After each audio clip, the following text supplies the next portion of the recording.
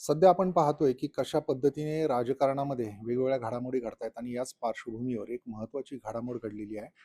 राष्ट्रवादी काँग्रेस अजित पवार गटाच्या बाबतीत आता उपमुख्यमंत्री सुनेत्रा पवार यांनी अनेक पदांच्या बाबतीत एक मोठी भूमिका घेतलेली आहे.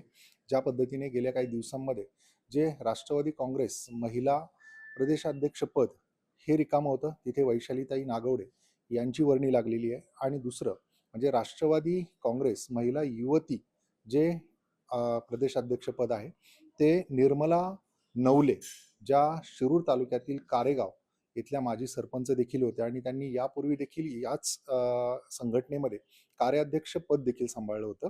त्यांना महिला संघटनाची अतिशय जवळून माहिती आहे आणि त्यांच्याकडे ही जबाबदारी सोपवलेली आहे. त्याच्यामुळे आता सगळ्यांचं लक्ष लागलेलं आहे की आता पुढे कशा पद्धतीने ते कार्य सांभाळतायत आणि महिलांच्या बाबतीत संघटन करतायत. माझ्यासोबत त्या निर्मला नवले आहेत. काय सांगाल की आता ही मोठी जबाबदारी तुमच्याकडे आली? खरं तर मागच्या काही निवडणुकांमध्ये झालेला पराभव, त्याच्यामधून बाहेर पडलात आणि एकदम मोठी जबाबदारी आली. कसं पाहताय याच्याकडे? तर मला खूप आनंद होत आहे.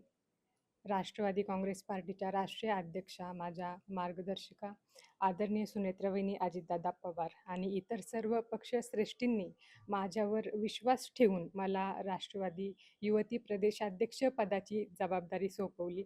त्याबद्दल मी त्यांचे आभार मानते आणि येणाऱ्या काळामध्ये राष्ट्रवादी पक्ष संघटना वाढीसाठी संपूर्ण महाराष्ट्रात योग्य पद्धतीने कार्य हे माझ्याकडून केले जाईल.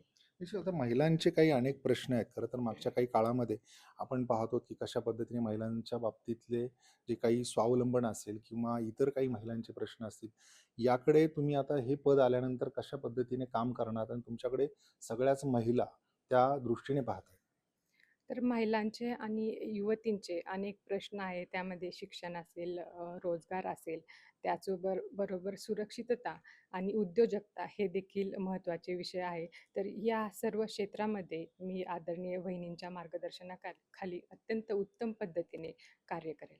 निश्चित. आणि एक आता खरं तर जशा पद्धतीने विरोधक आक्रमकपणे एक आरोप करतायत की गुंगी गुडिया म्हणून उपमुख्यमंत्री सुनेत्राताईंवर, तर त्याकडे कसं तुम्ही उत्तर द्याल आणि तुम्ही स्वतः एक महिला आहेत, कसं पाहता याकडे? खरं तर काँग्रेसमध्ये इंदिरा गांधी यांना देखील गुंगी गुडिया म्हणून हिणवले होते.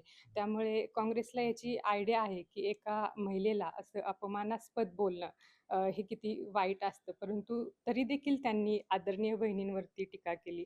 अजितदादांचं नुकतंच निधन झालं होतं, परंतु वहिनींनी संपूर्ण महाराष्ट्राची आणि पक्षाची जबाबदारी ही घेतली आणि त्या उत्तम पद्धतीने कार्य करत आहे. आणि वहिनी त्यांना येणाऱ्या काळामध्ये चोख उत्तर देतील असं वहिनींनी सांगितलेलं आहे. पुन्हा एकदा मी विचारेन की महिला म्हणून अनेक गोष्टींच्या बाबतीत खरं तर राजकारणामध्ये कशा पद्धतीने महिलांनी खंबीर राहायला हवं.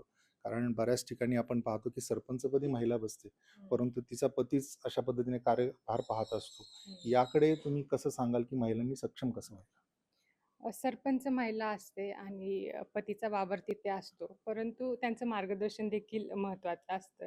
तर पतीचं मार्गदर्शन जर मिळत असेल, तर त्यापेक्षा अजून चांगली गोष्ट काय आहे? तर सरपंच ज्या महिला आहेत, त्यांनी आपल्या घरच्यांचं आणि पतीचं मार्गदर्शन घ्यावं. पण डिसिजन हे स्वतःचे स्वतः घ्यावेत. आणि आता भरपूर महिला सरपंच आहेत, त्या उत्तम पद्धतीने काम करत आहेत. त्यांचे डिसिजन त्याच घेत आहे आणि कुठेतरी ही पद्धत आता चेंज होताना दिसत आहे आणि येणाऱ्या काळामध्ये अजून चांगल्या पद्धतीने महिला ह्या राजकारण आणि इतर क्षेत्रामध्ये सुद्धा अतिशय उत्तम पद्धतीने काम करतील. तुम्ही स्वतः एक सोशल मीडियावर रील स्टार राहिलेले आहात. सोशल मीडियाचं कशा पद्धतीने एक प्रभाव आहे सध्या युवकांवर विशेषतः. जशा हं, पद्धतीने आपण दिल्लीतलं आंदोलन पाहिलं, हं, जेन झी जेन झेड पुढे येते आणि हे एकूणच कशा पद्धतीने राजकारणाला हं, दिशा देणारं ठरेल, हं, हं. युवकांचा सहभाग किती महत्वाचा आहे? खरं तर मी माझ्या राजकारणाची सुरुवात कारेगाव नगरीच्या सरपंच पदापासून केली आणि सोशल मीडियावर येण्याचा माझा एकच उद्देश होता, की गावामध्ये जे काही मी काम करते ते सर्व जनतेपर्यंत योग्यरित्या पोहोचले जावं. त्यामुळे मी माझे कामांचे व्हिडिओ काढून ते सोशल मीडियावरती अपलोड करत होते. एक पारदर्शकता मला माझ्या कामामध्ये ठेवायची होती. त्याच्यामुळं सोशल मीडियाचा वापर मी सामाजिक आणि राजकीय कामासाठी केलेला आहे. माझी कामे हे महाराष्ट्रातील संपूर्ण जनतेपर्यंत पोहोचली गेली. आणि त्यामुळे एक रील स्टार म्हणून नाही, तर एक सामाजिक कार्यकर्ता आणि एक राजकीय नेता म्हणून कार्य मी केलेलं आहे आणि येणाऱ्या काळामध्ये सुद्धा मी सोशल मीडियाचा उपयोग करून संपूर्ण महाराष्ट्रात योग्य रीतीने कार्य करेल.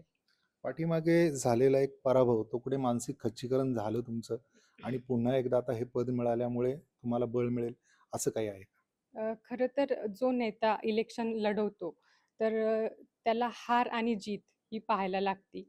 मी राजकारणामध्ये विजय पण पाहिलेला आहे आणि पराजय पण पाहिलेला आहे. दोन्हीमध्ये मला वेगवेगळे अनुभव आलेले आहेत. तर ज्यावेळेस आपला विजय होतो, तर त्यावेळेस विजय हा आपल्याला खूप काही देऊन जातो आणि ज्यावेळेस पराजय होतो, तर तो आपल्याला खूप काही शिकवून जातो. त्यामुळे याकडे देखील मी एक पॉझिटिव्हली पाहते. निश्चित. तर ह्या होत्या निर्मला नवले, ज्यांनी आता राष्ट्रवादी काँग्रेस महिला युवती प्रदेशाध्यक्षपद स्वीकारलं आहे आणि त्या आता यापुढे कार्यभार पाहणार आहेत. कशा पद्धतीने त्यांनी महिलांच्या बाबतीत देखील आपण सक्षम व्हायला हवं, त्यासोबतच महिलांचे प्रश्न कसे सोडवण्यासाठी पुढे येणार आहे, हे देखील सांगितलं. पुढच्या काळासाठी त्यांना शुभेच्छा देऊयात. अविनाश पवार, NDT मराठी, कारेगाव.